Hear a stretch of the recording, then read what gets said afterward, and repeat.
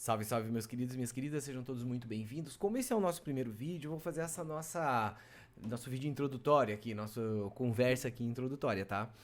Eu sou o professor Henrique e eu estou começando um curso, né, na qual a gente vai trabalhar com os conteúdos tanto da primeira série quanto da segunda série com aulas semanais.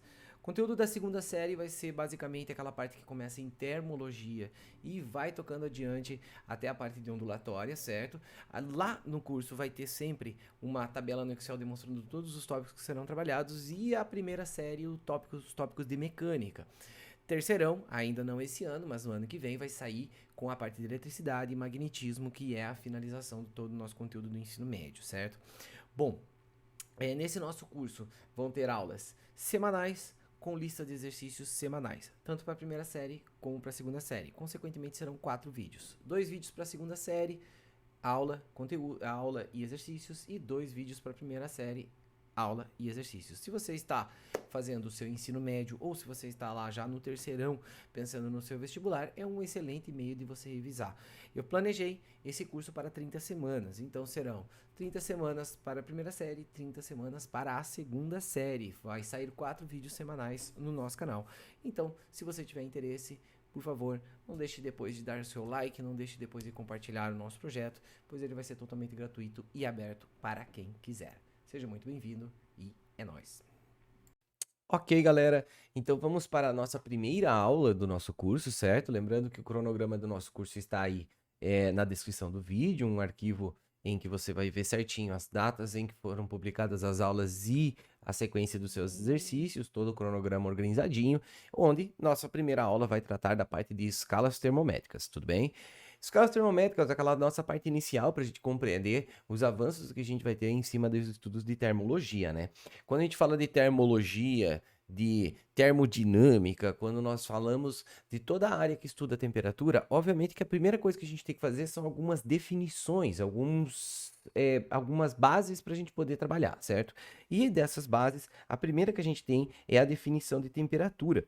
O que é propriamente a temperatura de um corpo, certo? Todo corpo é composto por moléculas, beleza? Todo corpo é composto por moléculas. E a temperatura de um corpo depende do quanto as moléculas desse cara estão agitando, como que as moléculas daquele corpo estão agitando. Consequentemente, a definição de temperatura será nada mais nada menos que o grau de agitação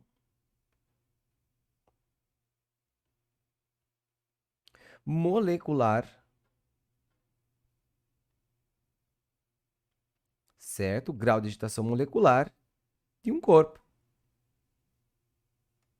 certo? Sendo, então, a temperatura uma característica individual. Todo corpo tem sua própria temperatura, todo corpo tem essa característica individual, certo? Agora, tem uma coisinha que é muito importante sobre essa temperatura, que é algo que está relacionado a ela. Está relacionado a ela o que a gente chama de energia interna. A energia que você tem dentro do teu corpo depende propriamente dos átomos que compõem o teu corpo, porque tu pode quebrá-los e fazer uma liberação de energia nuclear deles, tá? Mas eles também dependem do quanto que esses átomos estão vibrando. Então, o quanto eles estão vibrando está associado à energia cinética deles. Se eu somar a energia cinética média dos meus átomos que compõem o meu corpo, eu encontro a minha energia interna térmica, certo? Então, aqui, a gente pode dizer que este cara aqui está associado à energia interna. Associado à energia interna. Certo?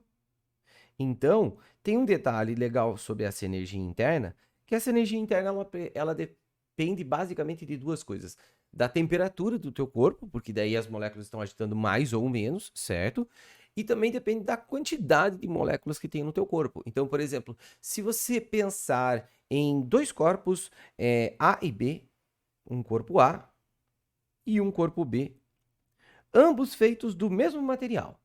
Ambos são feitos do mesmo material, só que A é maior do que B. Se você falar que o A está na mesma temperatura que B, sim, a temperatura dos dois são iguais.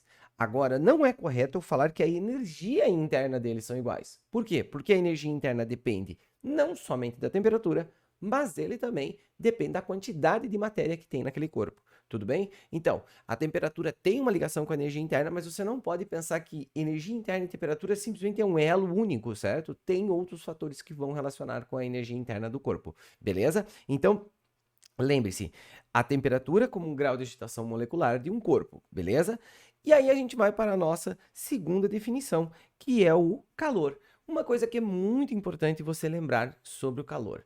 Nunca você vai marcar como verdadeiro uma frase que diga que o calor está retido em alguma coisa. Por exemplo, falar assim: o calor que está em Henrique. Não, não, não. Não tem calor em mim, tá? O que eu posso estar fazendo é posso estar emitindo energia para o ambiente, e essa energia em forma de calor.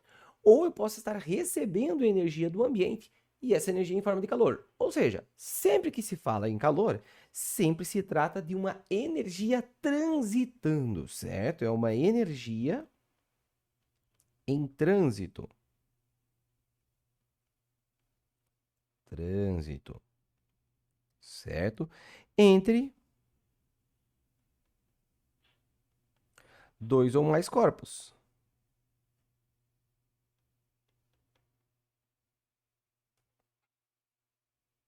Certo? Então você vai ter uma energia que está transitando, certo? No espaço. Bom, quando eu coloco dois ou mais, talvez por definição não esteja 100% correto, mas assim, sempre o calor está transitando de um corpo para o outro, tá? Aí você pode pensar três corpos e aí ter trânsito de calor entre eles, é possível isso, tá? Mas é sempre um trânsito direto. Então eu vou corrigir aqui, ó, não dois ou mais, entre dois corpos apenas, dois corpos. Certo?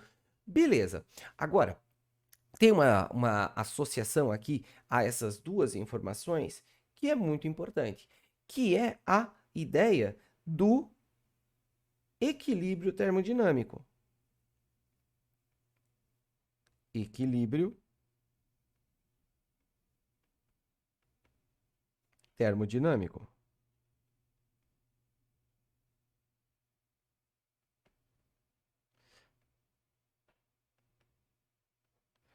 Bom, o que é importante você saber é que o equilíbrio termodinâmico, ele acontece quando dois corpos estão da mesma temperatura. Então você vai lá e coloca gelo e água dentro de um copo. Num primeiro momento o gelo está numa temperatura mais fria, a água está numa temperatura mais quente, mas quando você deixa eles durante um tempo em contato um com o outro, há uma troca de calor e aí eles atingem a mesma temperatura. Então a ideia do equilíbrio termodinâmico sempre está associada a corpos com a mesma temperatura. Então vou colocar aqui, ó, mesma temperatura. Certo?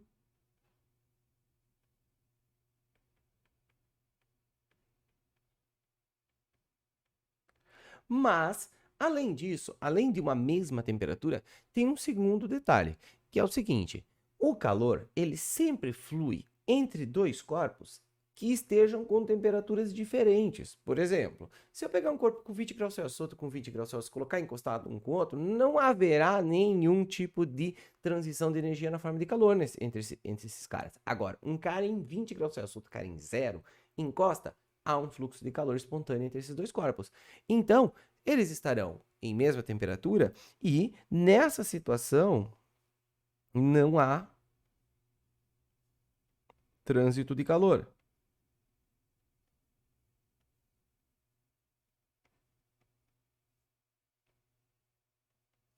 Por quê? Bom, porque lá no calor tem uma coisinha a mais para a gente colocar. O quê?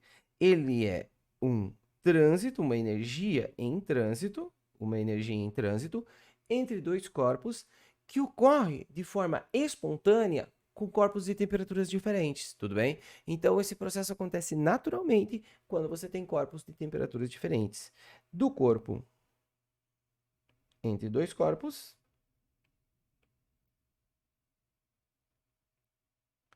do corpo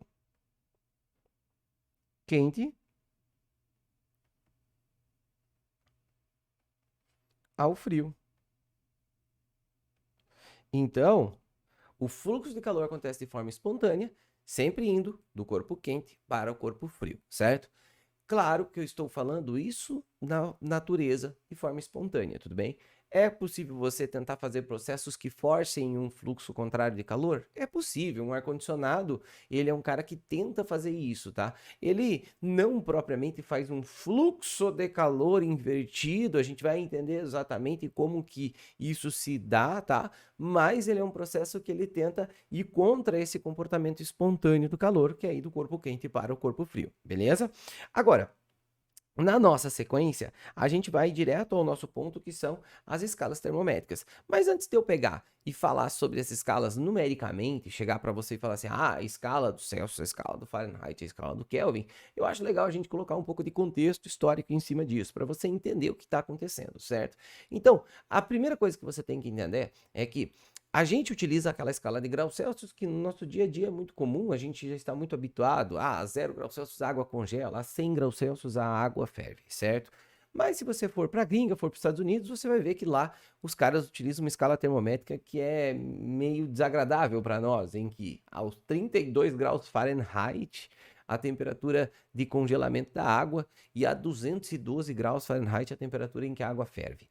Aí você se pergunta, porra, por que esses gringos usam essa escala aqui com os números bosta, sabe? Então, o que acontece é que tem um resquício histórico aqui. O que acontece é que o Gabriel Fahrenheit, ele foi o cara que formulou o primeiro termômetro, certo? Então, foi ele que formulou um termômetro que se difundiu pela Europa na época, certo? Então, ele foi o primeiro termômetro feito. Primeiro termômetro feito.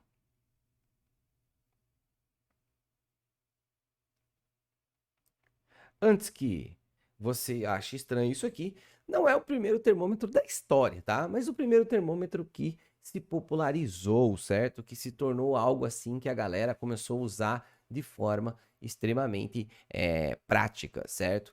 Inclusive, o Fahrenheit, ele fez um termômetro pensando no seguinte, que a temperatura do corpo humano teria que fechar 100 graus Fahrenheit.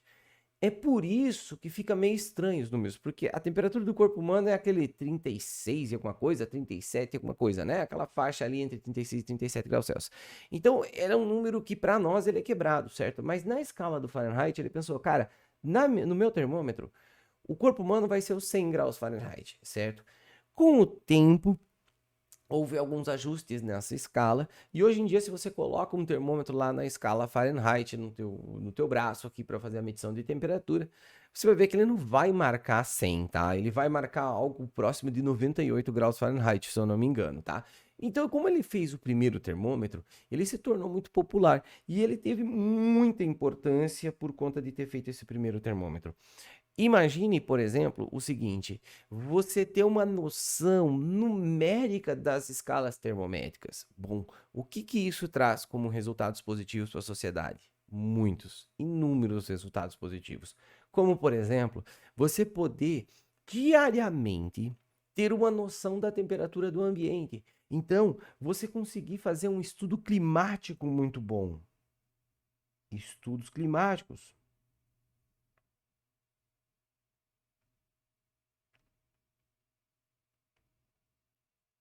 Certo? Então, por exemplo, você fala assim, pô, em tal ano teve um dia que atingiu o maior pico de calor ou o maior pico de frio e não sei o que, você fazer uma análise térmica, você criar padrões, ter uma noção melhor para você ter o desenvolvimento da agricultura, por exemplo, que acaba sendo fundamental, certo? Então, para a parte de estudos climáticos, isso aqui foi muito importante, certo?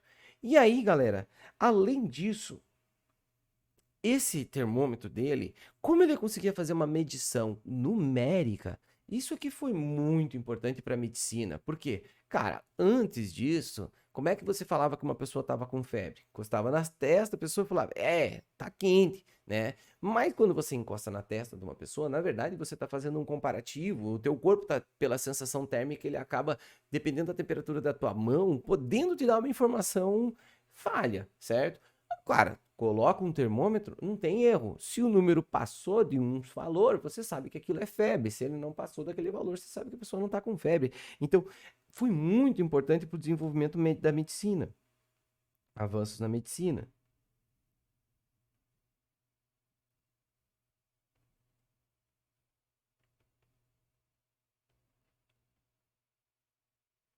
certo? Então, e você pode ver a data dele, né? 1686 até 1736, certo? Então, um cara bem das antigas aí, que veio com esse primeiro termômetro, o termômetro do Fahrenheit. E, obviamente, esse termômetro ele acabou se popularizando muito na Europa, tá? Se difundiu em toda a Europa abraçou essa ideia, acabou tendo esses resultados aí sendo acolhidos pela Europa. E, claro, né, você acaba tendo alguns países que trazem ainda resquícios dessa época, né? Se você pegar lá no Reino Unido, se você pegar os Estados Unidos, que tem uma colonização fruto dos ingleses lá, então você vai ter também essa escala sendo utilizada, então mais por resquícios históricos ainda se utiliza essa escala, beleza? Agora, na nossa sequência, a gente vai para um cara que veio um pouquinho depois dele, ó. Veja que o Celsius, ele é já de 1700, né? O Fahrenheit 1600 e pouquinho. Então, anos depois veio o Celsius, e o Celsius ele fez uma coisa muito simples, ele simplificou a interpretação do Fahrenheit. O Fahrenheit ele tinha estipulado que o 0 graus Fahrenheit seria a temperatura que a água salgada em estado de saturação congelaria, e os 100 graus Fahrenheit seria a temperatura do corpo humano. Isso gera um monte de erro, tá? Isso gera um monte de erro. Bom, o porquê? A questão da água salgada, você já está pegando uma água que você está inserindo nela minerais, você está inserindo. Então, se você pegar, por exemplo, a água do mar, cara, ela vai ter muitos resquícios orgânicos, ela vai ter, né? Então, a questão da salinidade, que pode alterar e tal. Então, assim, a ideia dele não deu tão certo assim, sabe? Tem alguns resquícios de imprecisão, certo? E outro resquício de imprecisão é a questão da temperatura do corpo humano, sabe? Você fala, a temperatura do corpo humano ser o 100 graus Fahrenheit. Cara, a temperatura do corpo humano, ela é clinicamente reconhecida, a gente sabe, a temperatura do corpo humano, mas você pode ter variações nisso, né? Você sabe que os extremos do seu corpo são mais frios, então, assim, é um negócio, assim, que não fica tão legal. E você pode pensar que, talvez, por alguma questão genética, tal tipo de pessoa que mora em tal tipo de região do país possa ter uma temperatura um pouquinho mais alta, 0,1 grau a mais ou 0,1 grau a menos. Então, assim, esse tipo de coisa, a genética pode causar alguns problemas na sua precisão. Então, você constatar que a pessoa está com febre, ela não está, ou coisa do tipo. Então, assim, já que não dá para você criar um parâmetro pelo corpo humano, simplesmente, o que que o Celsius fez? O Celsius usou como referência a água sem estar salinizada e o seu estado de ebulição e o seu estado de fusão, né? Fusão, transformação entre sólido e líquido e ebulição entre líquido e gás. Então, ele deu uma simplificada nessa nossa escala. Ele tornou ela mais simples. Ele criou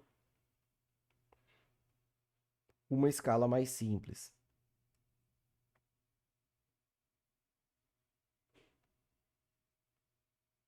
Mais simples.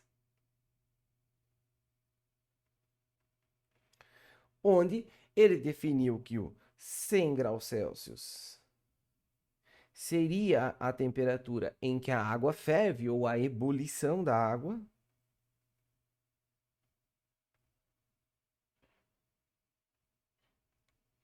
Certo?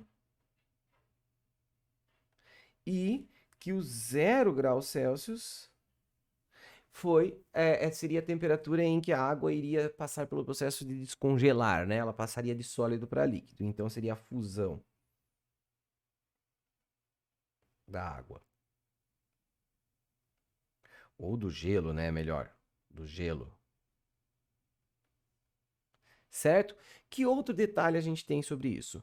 Posteriormente a ele ter feito essas indagações, ter comentado, ter construído dessa forma a sua escala termométrica, o que aconteceu foi que também evidenciaram que essas temperaturas elas variam de acordo com a altitude.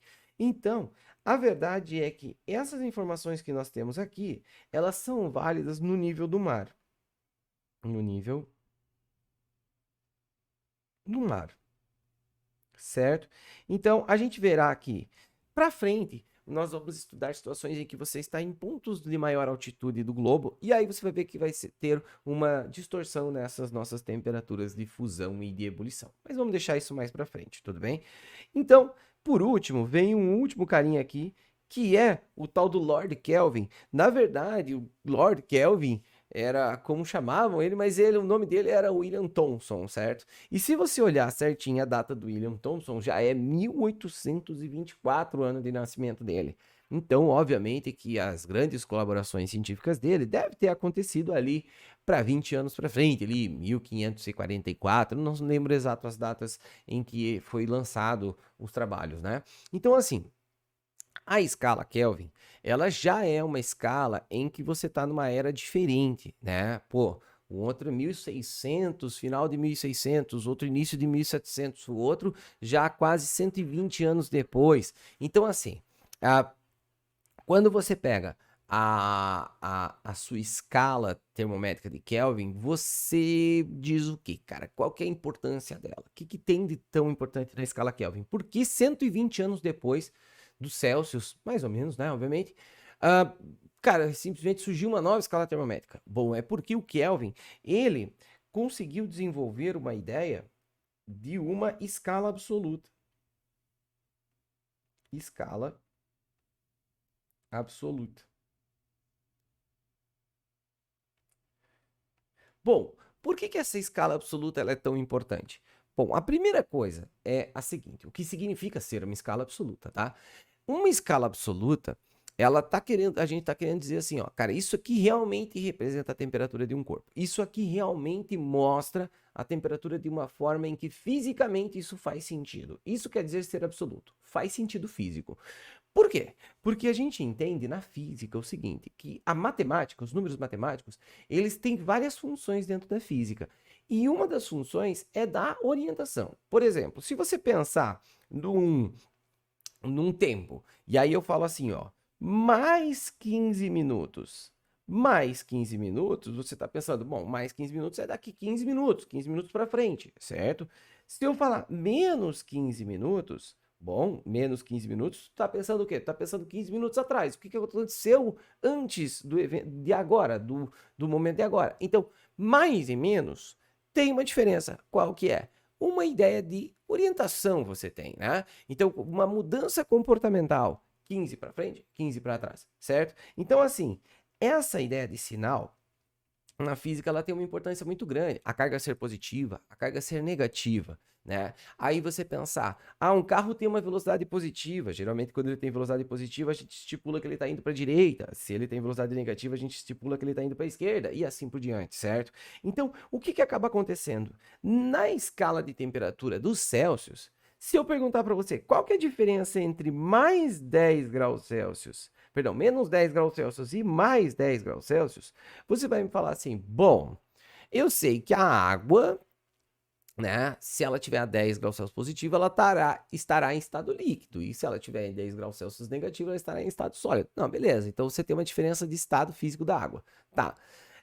Mas aí você pensa, tá, e a 110 graus Celsius? Tá, mas daí a água já está em estado gasoso. Aí tu olha, tá, então esse sinal não é uma regra muito boa para eu conseguir definir o estado físico da água, né? Não é uma boa regra usar o sinal, certo? E na real, o sinal para a temperatura não tem muito significado. Por quê? Qual que é a diferença entre menos 10 graus Celsius e mais 10 graus Celsius? Bom, no 10 graus Celsius, as moléculas do corpo estão agitando uma certa quantidade. Agora, no menos 10 graus Celsius, essas mesmas moléculas só estão agitando menos. Você não tem uma mudança comportamental em questão de orientação de alguma coisa. Então, o cara pensou, cara, não faz sentido um número negativo para a temperatura. Então, ela é uma escala absoluta e os professores acabam frisando muito o fato de que ela é ser uma escala absoluta por não ter uma temperatura negativa.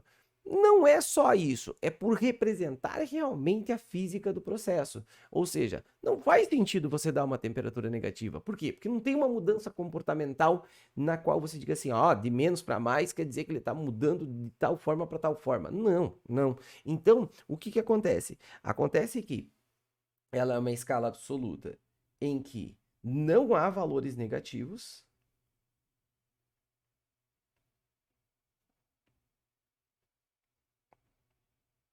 valores negativos.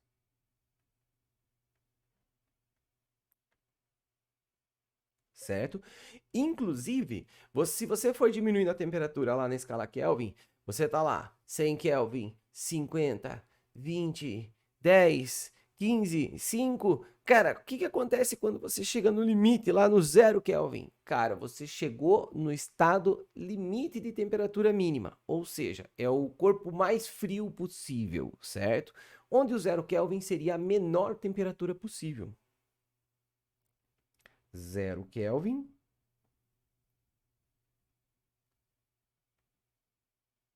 Aqui ficou aparecendo o Kelvin, vou escrever 0 aqui. 0, por extenso. 0 Kelvin, a menor temperatura possível.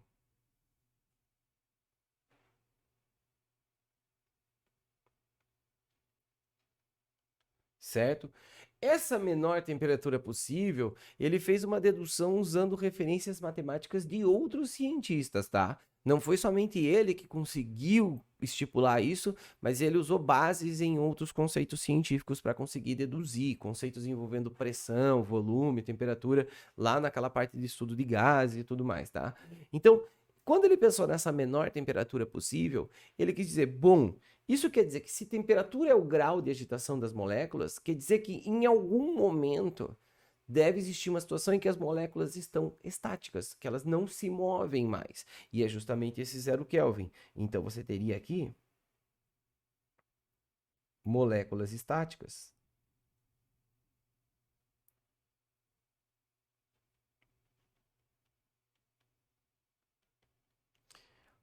Claro, na temperatura de 0 Kelvin, tá? Na temperatura de 0 Kelvin, as moléculas estando estáticas. Na prática, a gente nunca conseguiu estabelecer o 0 Kelvin, porque é extremamente instável você imaginar um corpo no qual as moléculas que o compõem estão completamente parados. Se você pensar num corpo que as moléculas estão completamente paradas, só de você soprar ele, cara, tu já vai gerar um tipo de distúrbio ali, as moléculas já vão começar a se mexer um pouquinho. Então, assim, é completamente irreal você tentar reproduzir isso em um laboratório de uma forma assim estável, porque, cara, aquele negócio não vai ter estabilidade, ele vai ter uma tendência de aumento de temperatura assim muito alta. Então você precisa criar condições assim extremas para conseguir fazer algo desse gênero. Mas matematicamente é comprovado que isso acontece, tá?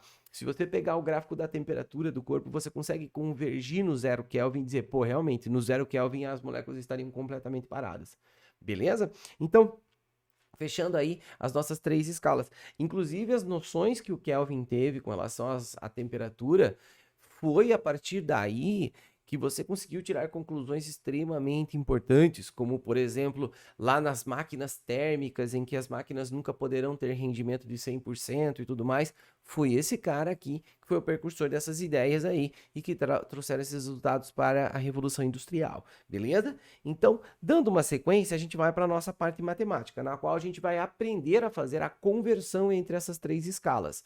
Num primeiro momento, tu pode me perguntar assim, pô, professor, para que eu quero saber isso, né? Pô, eu escrevo no meu celular, 20 graus Celsius em Fahrenheit, fica quanto? Né? Claro, eu entendo que hoje em dia com a tecnologia a gente fica meio desprezando às vezes o processo pelo qual você faz aquilo, né? Porque isso se torna muito simples para você no teu dia a dia. E eu concordo que realmente a gente não vai pegar um papel e uma caneta nunca para ficar fazendo a mudança entre as escalas, tá? Mas isso faz parte do nosso processo de aprendizado para que lá na frente a gente consiga dar um significado para o que a gente está estudando, certo? Então, sempre aquela parte da física que é a base da base da base, o aluno geralmente fica meio. Mas quando aquela base se torna em algo concreto, algo aplicado realmente, aí você vai ver como isso é importante, certo? Então vamos lá, pessoal. Escala Celsius. Qual vai ser a nossa ideia? A nossa ideia vai ser bem simples. Nós vamos pegar 2 temperaturas básicas que nós vamos usar como referência para fazer as mudanças termométricas. Ou seja, eu vou usar o ponto de fusão da água e o ponto de ebulição, que é o que se usa comumente. Para a escala Celsius, a gente conhece aqui o seguinte: o 0 graus Celsius sendo a temperatura em que a água sofre sua fusão, mudança de sólido para líquido, e o 100 graus Celsius a temperatura que a água sofre a sua ebulição, mudança de líquido para gasoso. E o Fahrenheit, nas mesmas situações, 32 graus Fahrenheit para fazer a fusão, 212 graus Fahrenheit para fazer a ebulição, certo? Na escala Kelvin, você vai ter o 273 Kelvin. Veja que Kelvin não representa grau Kelvin, mas apenas Kelvin, por ser uma escala considerada absoluta. E o 373 Kelvin, certo? Beleza. Agora a gente vai fazer a conversão para as escalas. Então a gente vai fazer o seguinte, ó. Eu vou pegar uma temperatura arbitrária aqui do meio, qualquer, certo? E eu vou dizer que essa temperatura tem um correspondente lá com o vizinho, Fahrenheit. E essa temperatura também tem um correspondente lá com o vizinho, Kelvin. E o nosso macete é bem simples, bem fácil de se guardar. É aquele meio menos baixo dividido por cima menos baixo. Ou seja, eu vou pegar o cara do meio, vou dividir pelo cara de baixo. Vou pegar o cara de cima, dividir pelo cara de baixo. Subtrair pelo cara de baixo. Então, esse teu processo aqui, você faz para as 3 escalas. E você já encontra a relação entre elas. Então, você vai ter o seguinte, ó. Lá na escala Celsius, meio menos baixo, cima menos baixo. O cara do meio é o C, o cara de baixo é o 0. E o cara de cima é o 100. Então, esse cara vai ficar assim, lá na escala Celsius. C menos 0 sobre 100 menos 0. Igual a, lá na escala Fahrenheit agora, o cara do meio é o F, o cara de baixo é o 32, o cara de cima é o 212, o cara de baixo é o 32. Beleza. Repete para a escala Kelvin. K é o cara do meio, 273 é o cara de baixo, o cara de cima é o 373 e o cara de baixo é o 273. Beleza, fechou aqui. Então, a gente vai apenas simplificar agora esta nossa conta, porque o que a gente vai obter é C sobre 100 igual a F menos 32 sobre 180 igual a K menos 273 sobre 100 novamente. Divide todo mundo lá de baixo por 20, é o maior número que consegue dividir todos eles e que ainda ele se mantém em números inteiros. Então, a gente cria a nossa relação matemática a partir daqui. Ó, ao dividir todo mundo por 20, divide por 20, divide por 20, o que nós obtemos? A nossa equação clássica sobre essa nossa situação. Então, isso aqui vai ficar assim, ó.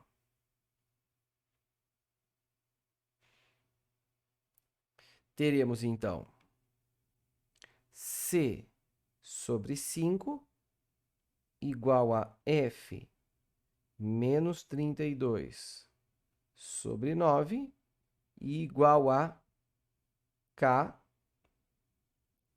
menos 273 sobre 5.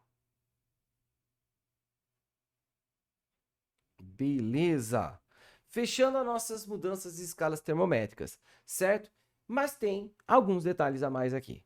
Essa equação que eu estou trabalhando aqui, ela é uma equação em que você faz uma comparação de temperaturas absolutas. Então, é uma situação que eu vou dizer assim, 50 graus Celsius são quantos graus Fahrenheit? Cara, não é uma questão difícil.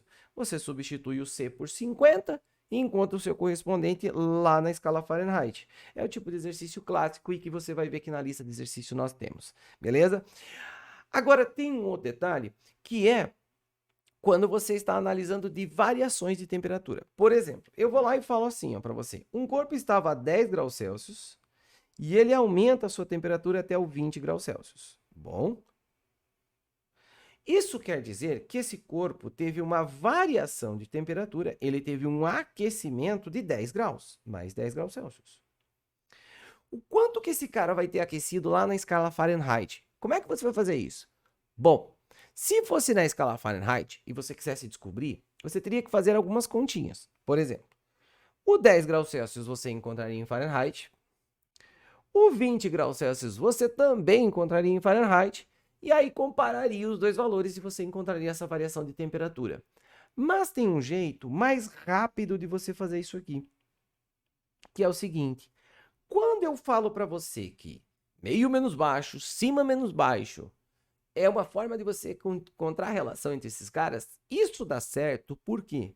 Porque, na verdade, quando eu falo meio menos baixo, eu estou fazendo uma comparação entre a temperatura do meio e a temperatura de baixo. Quando eu faço cima menos baixo, eu estou fazendo uma comparação entre a temperatura de cima e a temperatura de baixo. E isso quer dizer o quê? Quer dizer que, se isso funciona para poder encontrar as relações termométricas, quer dizer que essas faixas de temperatura, essas variações de temperatura, se comportam de forma proporcional.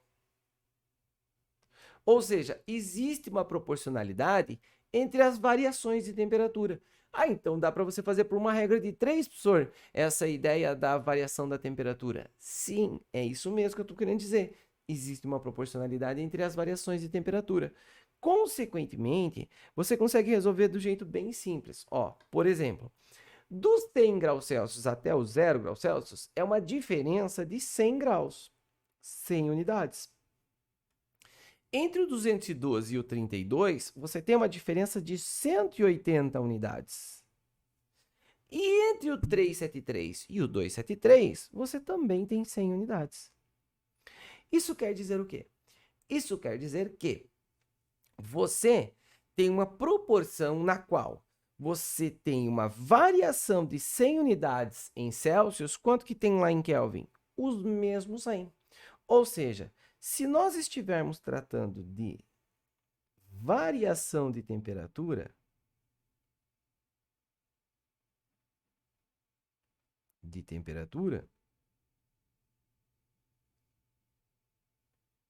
se nós estivermos tratando de variação de temperatura, qual será a nossa relação? Será a seguinte, a variação da temperatura em graus Celsius, ela é igual à variação da temperatura em Kelvin. E você vai ver que lá para frente isso vai ser muito importante. Quando você tem uma mudança térmica, eu falar assim, mudou 5 graus Celsius na temperatura de um corpo. Em Kelvin, vai ter mudado 5 também, beleza? Agora, em Fahrenheit, não. Em Fahrenheit, não. Por quê? Porque 100 não é igual a 180. Mas como isso aqui é proporção, a gente pode dizer o seguinte, que 100 multiplicado por 1,8 resulta 180. É uma proporção. Então, eu posso dizer que existe uma proporção para 1,8 entre as duas escalas termométricas. Consequentemente, eu posso dizer aqui, então, que 1,8 multiplicado pela variação da temperatura em graus Celsius será igual à variação da temperatura em graus Fahrenheit. Certo?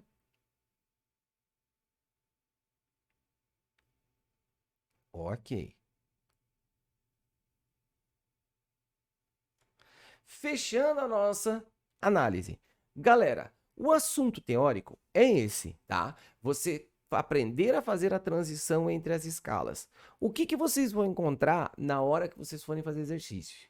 Cara, vai acontecer muitas vezes em que você está trabalhando de Celsius para Fahrenheit, de Fahrenheit para Kelvin. Aí você tem que tomar cuidado se ele está falando de temperatura. É 50 graus Celsius. Quanto que é em Fahrenheit? Beleza, vai jogar nessa sua equaçãozinha aqui. 50 graus Fahrenheit, descobre 50 graus Celsius, descobre Fahrenheit. Beleza, agora, você vai ter um momento em que os caras vão propor a ideia de existir uma escala arbitrária, uma escala que alguém quis inventar em um laboratório. Cara, se atenta nos exercícios, eu montei um vídeo com exercícios de resolução e vocês vão ver que, na verdade, a gente vai fazer a mesma coisa que nós estamos fazendo com as nossas escalas clássicas aqui. Esse meio menos baixo, cima menos baixo, mas com uma escala nova. Então, ele vai propor para você uma escala graus Celsius comparada com uma escala que alguém criou em um laboratório. Você vai usar a mesma técnica. Dá uma olhada na lista de exercícios, eu estou demonstrando como que você resolve esses tipos de problemas de escalas arbitrárias, além dos problemas já envolvendo as nossas escalas termométricas clássicas. Os nossos conceitos teóricos também são muito comprados nesse assunto, então presta bastante atenção, revisa legal E é isso aí, meus queridos. Até a nossa próxima aula. Se você curtiu, não esquece de dar um like e compartilhar o vídeo. Beleza? Forte abraço e até mais.